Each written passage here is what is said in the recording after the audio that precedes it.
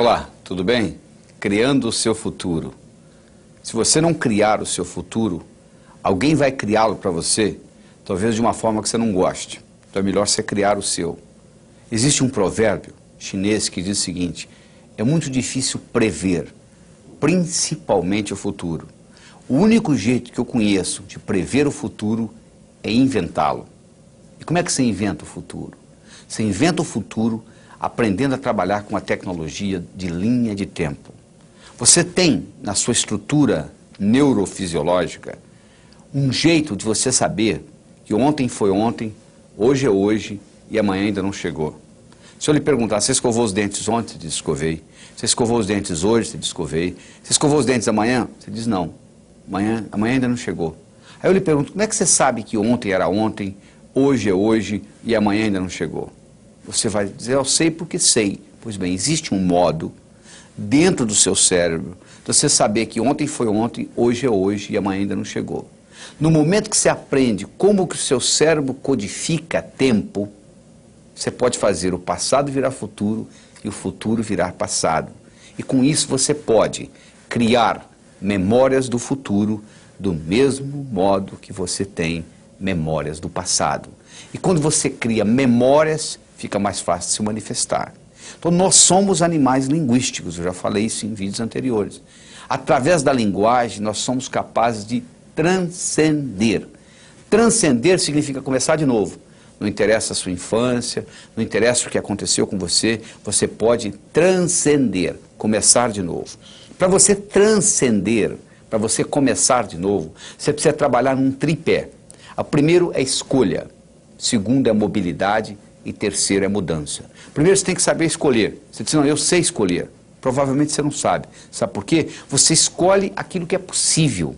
Você não escolhe aquilo que você realmente quer.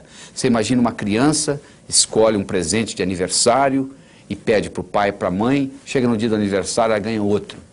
Essa criança decide o seguinte: eu nunca mais vou escolher o que eu quero. Eu vou escolher aquilo que eu acho que é possível, porque eu não vou ficar frustrado. É a mesma coisa com você. Você já escolheu o impossível? Isso é que nós queremos discutir aqui. É a escolha do impossível. Esse curso não é escolher aquilo que você acha que é possível. Nós não estamos discutindo isso. Nós estamos discutindo você fazer escolhas. Existem escolhas que são fundamentais. Por exemplo, eu escolho ser a força criadora na minha vida. Isso é uma escolha fundamental. Porque as pessoas, de um modo geral, tudo que acontece de bom com elas dizem, é meu crédito. Acontece de ruim, não tem nada a ver com isso. Não tem também. Porque se você tem o crédito pelas coisas boas, você também tem que ter o crédito pelas coisas ruins. Você, quando faz uma escolha, que nós chamamos de escolha primária, você faz também uma série de escolhas secundárias. Se eu escolher tonificar os meus músculos como escolha primária, eu estou simultaneamente escolhendo levantar mais cedo, ir para a sala de musculação, fazer ginástica, tomar banho, etc.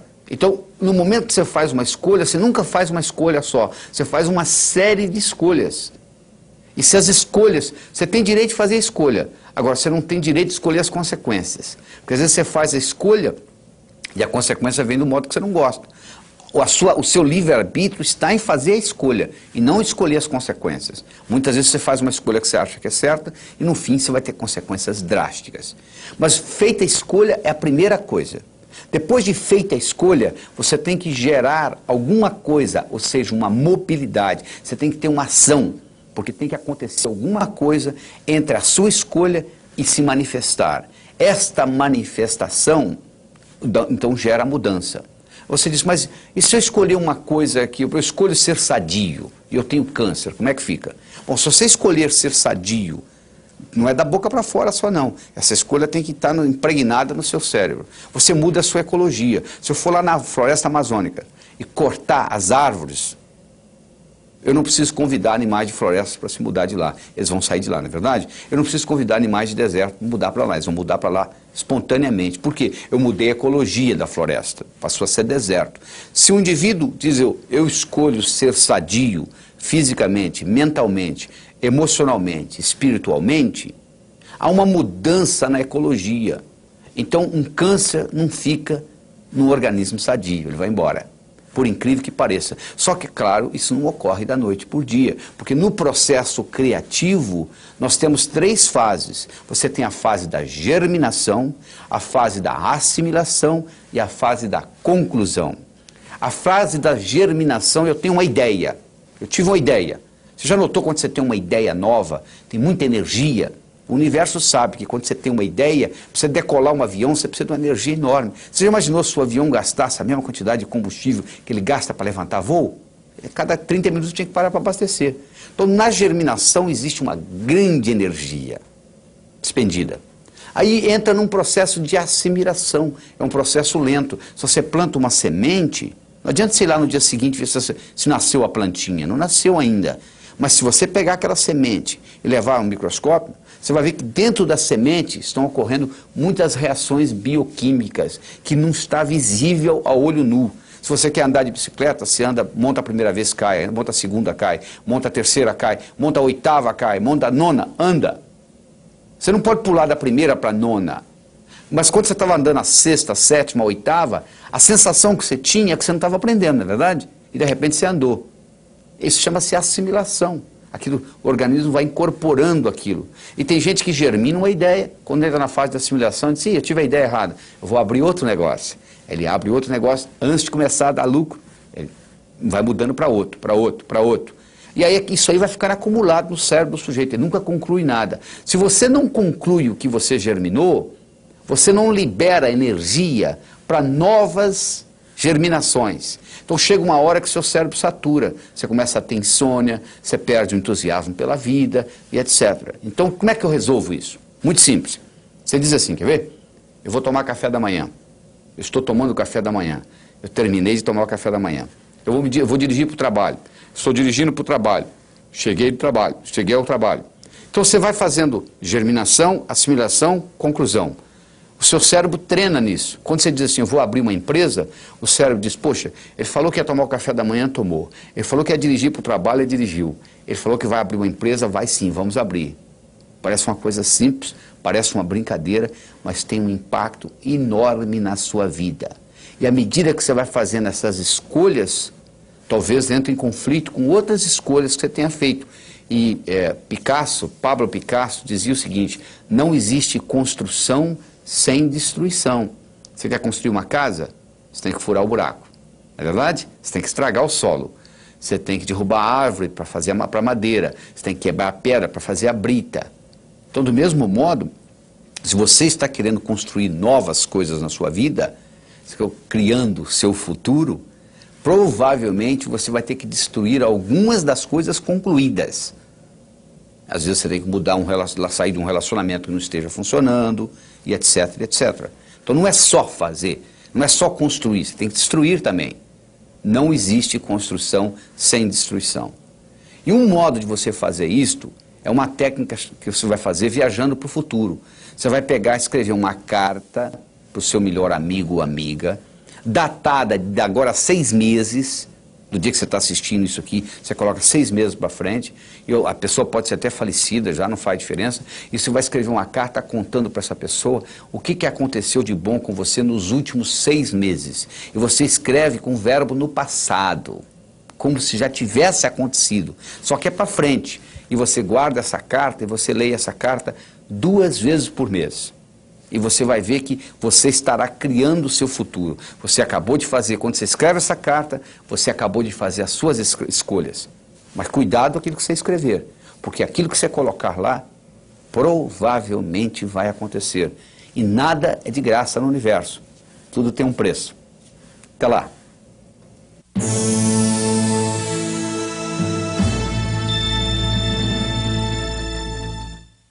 Olá, tudo bem? Descubra suas metas. É muito difícil você explorar um território sem um mapa, não é verdade? Você imaginou você viajando pelo Brasil sem ter noção do que é norte, sul, leste, oeste? Imagine que você esteja a 40 minutos da sua casa e eu peço para você ir em casa buscar uma caneta que você esqueceu lá dentro da gaveta do criado. E eu lhe pergunto, quanto tempo você vai levar para ir lá na sua casa, voltar aqui, etc. Você diz, tem 40, 80, 1h20 mais ou menos eu faço isso. Eu falo, tá bom. Então ao invés de você ir, peça essa pessoa para ir. E essa pessoa nunca foi na sua casa, não sabe onde você mora. Mas você dá um endereço direitinho, anota e entrega para a pessoa. Você acha que a pessoa vai à sua casa e volta no mesmo período de tempo? Provavelmente não.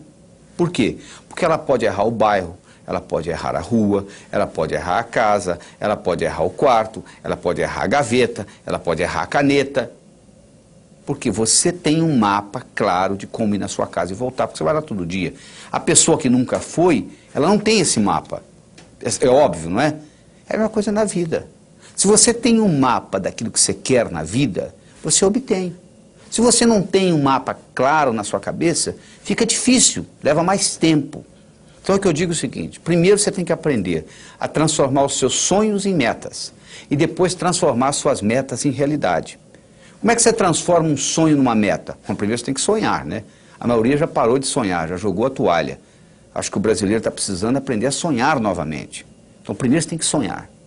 Aí como é que você transforma um sonho numa meta? Muito simples, coloca uma data.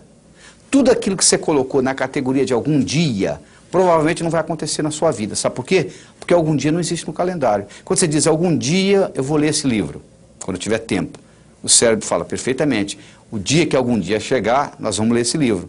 Só que algum dia não chega. Algum dia eu vou abrir a minha empresa. Você não abre, nunca. Então o que você tem que fazer? Colocar datas nos seus sonhos. Porque no momento que você coloca a data, eu não estou garantindo que você vai realizá-los.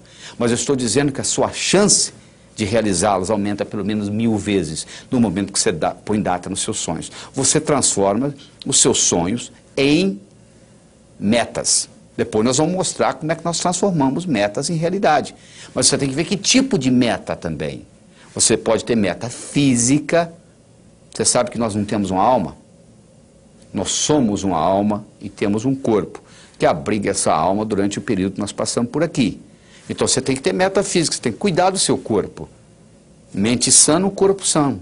Senão não adianta. Porque mente e corpo é uma coisa só. Se você tiver com o corpo doente, a sua mente vai ficar doente. Porque é uma coisa ligada, interligada com a outra. Agora tem gente também que só se preocupa com a parte física. O cara que faz, o indivíduo que faz musculação, ele gasta 8 horas por dia numa sala de musculação, anda todo cheio de músculo e quando ele chega aos 50 anos de idade ele entra em depressão, porque todo o ego dele está na musculatura, você não pode ficar só no físico também. Do mesmo modo que você não pode ficar só no espiritual. Teilhard de Chardin, o jesuíta teólogo francês, tem uma frase linda, ele diz o seguinte, nós não somos seres humanos tendo uma experiência espiritual, nós somos seres espirituais tendo uma experiência humana. Significa viver num corpo, significa pagar as contas do fim do mês. Você não pode, nesse nível aqui, viver só uma vida espiritual. Você pode ter a sua parte espiritual, claro que você tem. Mas você não pode só viver a espiritualidade. Se você quiser viver só a espiritualidade, não é nesse plano. Talvez depois da sua morte, depois da sua transcendência, depois da sua mudança de endereço cósmico, você vai fazer isso 24 horas por dia. Tem gente que só tem meta social. Qual é a próxima festa? Qual é a próxima festa? Qual é a próxima festa? Tem gente que só tem meta financeira. Infarto aos 40, não sabe por quê. Tem gente que só tem meta profissional, só quer ser promovido. Se identifica totalmente com a profissão, mais nada. Se for mandado embora, suicida. Tem gente que só tem meta familiar. Existe uma síndrome nos Estados Unidos chamada síndrome do empty nest. A síndrome do ninho vazio. É a dona de casa, a mãe de família que se dedica totalmente aos filhos. Os filhos crescem e vão embora, como nós fomos, aí elas entram em profunda depressão. Os seus filhos são muito importantes. Tão importantes quanto você, nem mais, nem menos. Você não pode colocar todos os seus ovos numa mesma cesta, porque alguém vem, carrega a cesta, você fica sem ovos. Você tem que ter metas mentais. Mas não adianta você ter só meta mental. Não adianta você ler a enciclopédia britânica de capa a capa e não poder nem balançar a cabeça para o conhecimento não sair do lugar e você não implementar. O que adianta o conhecimento sem implementação? É inútil. Além de você ter todas essas metas, você tem que ter uma coisa mais importante do que metas, que costura tudo isto, que chama-se finalidade de vida. Por que você está aqui? Tem gente que está aqui como tubo. Come, bebe e vai ao banheiro. Come, bebe e vai ao banheiro. Come, bebe e vai ao banheiro. Tubos humanos. Você veio aqui para uma função mais nobre do que essa. Então você tem que estar sempre questionando. E a melhor hora de você questionar isso é antes de dormir. Tudo que acontece com você nos 20 minutos antes de você ir deitar, com o seu cérebro, rumina a noite inteira. Se você assiste muita violência e vai dormir, durante a noite toda a violência rumina no seu cérebro. Se você briga com seu esposo ou sua esposa e vai dormir, você passa a noite brigado. Se você brigar, procure fazer as pazes antes de dormir, porque do contrário você vai brigar a noite inteira e vai deteriorar, vai atrapalhar o relacionamento. Então, se você fizer uma pergunta para você mesmo, durante 7 dias seguidos, qual é a minha finalidade de vida, e for dormir, durante o sono, o cérebro vai ficar ruminando essa pergunta. E talvez quando você estiver tomando café da manhã ou dirigindo para o trabalho, virá a resposta. No momento que você descobre a sua finalidade de vida e você alinha as suas metas com a sua finalidade de vida, o universo passa a conspirar a seu favor. Você não tem mais problema financeiro, você aumenta a sua energia, a sua vitalidade. Segunda-feira fica o dia mais gostoso que você está começando suas atividades. Então procure descobrir qual é a sua finalidade de vida. E você então aí vive a sua vida com essas prioridades. Porque você pode dividir tudo que você tem para fazer em 2 categorias. Urgente e importante. Você pode fazer uma coisa que seja urgente e importante, urgente e não importante. Importante e urgente, importante, não urgente. O ideal é você estar trabalhando em coisas importantes e não urgentes, porque aí você pode trabalhar com calma. Pensar que você está correndo uma maratona e não uma corrida de 100 metros. E obter o que você quer na vida. Você está dizendo, mas se eu for obter o que eu quero, e o outro, como é que fica? Ele não vai obter o que quer? Vai sim. O universo é um lugar abundante, feito para todo mundo ganhar. Aquela teoria que o Malthus tinha, Thomas Malthus, o economista escocês, de que um dia a Terra não ia produzir a quantidade de alimento necessária para a população que continua crescendo, Malthus não levou em consideração a tecnologia. Desde 1965, não sei se você sabe disso, tem mais alimento do que gente para comer no mundo. Nós temos um surplus. Nós temos um excesso de 20% de alimentação no mundo. As pessoas estão passando fome não é por causa de falta de alimento. Tem nada a ver com falta de alimento. Se você quiser acabar com a fome do mundo, aumentando alimentos, você está procurando a sua carteira onde você não perdeu. O que acontece é um problema de distribuição. É diferente. Mas o universo é para todos. O universo é um lugar abundante e você tem direito de criar o seu mapa, de explorar o seu território, de transformar os seus sonhos em metas e transformar as suas metas em realidade. No próximo vídeo, eu vou lhe ensinar como que você transforma metas em realidade.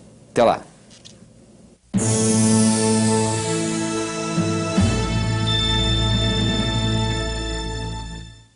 Oi, tudo bem? Preparando o caminho. Imagina uma vaca subindo um morro. Você pensa que é a vaca que determina onde que ela pisa? Não. Quem determina onde a vaca pisa não é a vaca, é a estrutura do terreno. Sabia disso? A única coisa que a vaca faz, ela procura o caminho mais fácil. Tem morro que ela sobe assim, tem morro que ela sobe assim. A mesma coisa ocorre conosco. O nosso comportamento vai depender da nossa estrutura psicológica. Força de vontade não adianta nada. Você pega uma bola de futebol, coloca no fundo de uma piscina e segura lá por quanto tempo?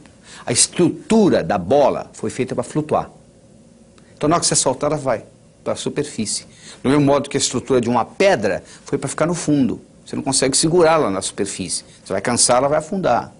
Então o mais importante de tudo é você determinar a sua estrutura psicológica, é você mudar essa estrutura psicológica. Isso é que chama preparando o caminho. Ou seja, você está preparando a sua estrutura psicológica. Preparando como? Fazendo aquelas escolhas que nós já discutimos. Eu escolho ser sadio. É muito diferente de você não ser doente, sabia disso? A maioria não é doente. Você vai no médico, você não tem diagnóstico de doença nenhuma. Não significa que você seja sadio.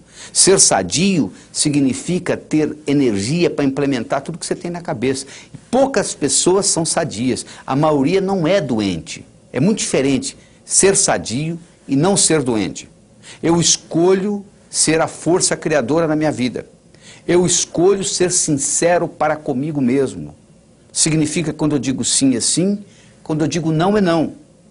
Todas as vezes que você diz sim e gostaria de dizer não, um pedacinho de você morre. Isso, quando você faz essa estrutura, você está se estruturando para longo prazo, para fazer um processo de longa duração. Aí sim se mantém. Porque se você fizer só com a força de vontade, é aquilo que ocorre no 31 de dezembro. Uma semana depois, não tem mais nada.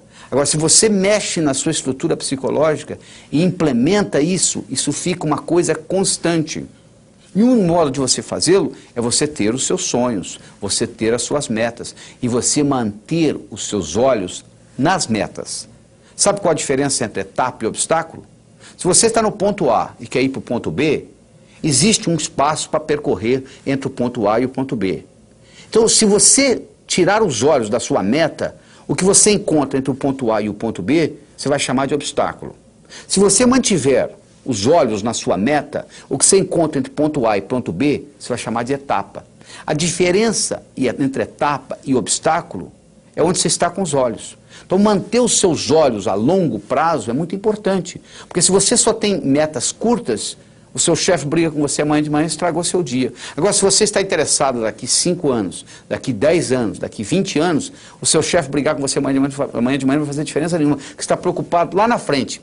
É muito importante você ter essa visão a longo prazo e manter o seu olho na meta, porque com isso o que era obstáculo vira etapa. Mas ao mesmo tempo, você tem que saber dividir as suas metas. Porque se eu tiver um salame para você comer, sem cortá-lo, você provavelmente não vai gostar, mesmo que você goste de salame.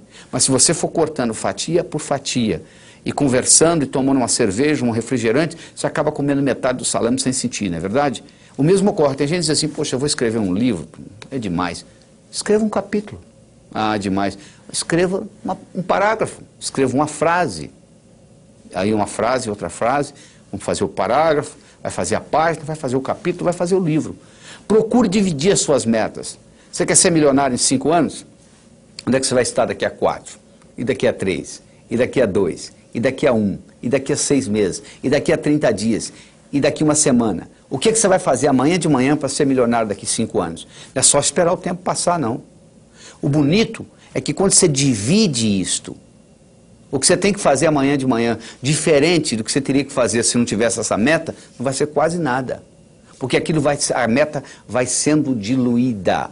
Então, um dos grandes segredos que existe em pessoas atingirem as metas é você ser capaz de quebrar a sua meta em pequenos espaços, em pequenas fatias. E você vai executando uma após outra e o cérebro vai sendo treinado com isto e sucesso atrai sucesso. Você sabe que semelhante atrai semelhante. Se você abrir a torneira da cozinha, da sua pia, na cozinha sai água, para onde que vai a água?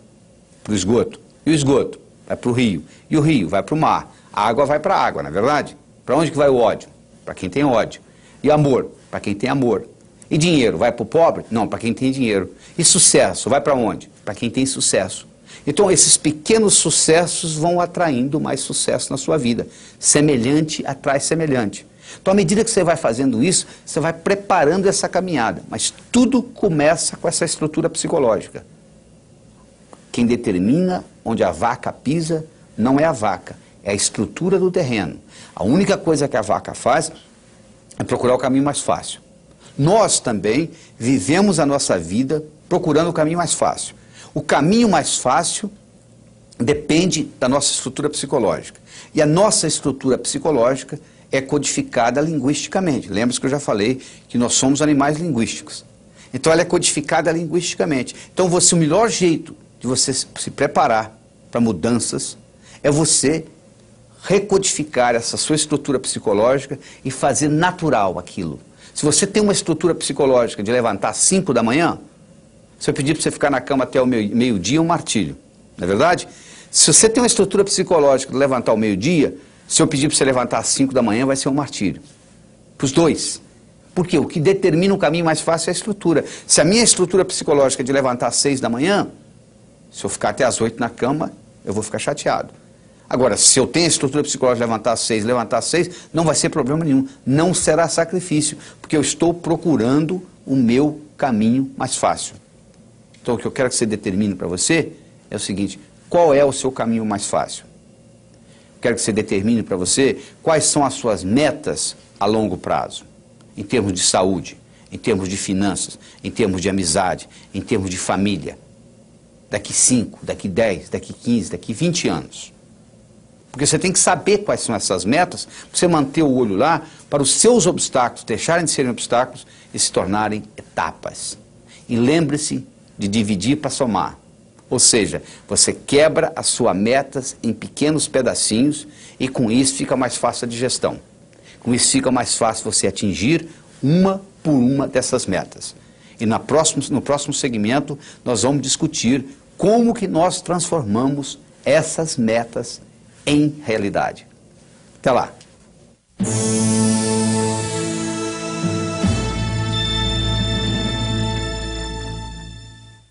Olá, tudo bem? Pois é, nós vamos agora aprender realizando suas metas. Primeiro você transforma os seus sonhos em metas. Depois você transforma suas metas em realidade. Como é que você faz isso? Muito simples. Primeiro, tem que ser sua. Por que você está estudando medicina? Ah, porque o papai gosta. Então mande seu pai fazer o vestibular. Ninguém tem direito de escolher profissão para os outros. Você tem que ter a meta sua, só pelo prazer de ter, para ela se manifestar no universo. É só isto, mais nada. O dinheiro vem como consequência. Então, primeiro tem que ser sua. Se está fazendo o que você gosta, se não tiver, você muda. Segundo, a sua meta tem que ser grande. Você tem que mirar na lua, porque se você errar, você ainda vai estar entre as estrelas. Em 1976, quando eu me mudei para os Estados Unidos, eu falei para um amigo meu, em 3 anos eu vou ensinar cardiologia para os americanos. Ele riu de mim. Sabe quanto tempo levou? Em 8 meses eu dei a minha primeira apresentação em Washington, D.C., para 400 cardiologistas. Quando eu contei para o meu amigo e ele riu, eu sabia que o tamanho estava bom. Tenha metas grandes que você vale a pena você brigar por elas, porque meta pequena não lhe estimula. Se você mirar na lua e errar, você vai estar entre as estrelas. Tem que ser grande. Terceiro, ela tem que ser positiva. Não é o que você não quer, é o que você quer. O que você quer na vida? Eu não quero doença, eu não quero pobreza. Eu não estou perguntando o que você não quer. Quero saber o que você quer. Se você se concentra no que você não quer, ao invés de se concentrar no que você quer, é como se você estivesse dirigindo um carro olhando pelo retrovisor. Você sabe de onde você está vindo, mas você não sabe para onde você está indo.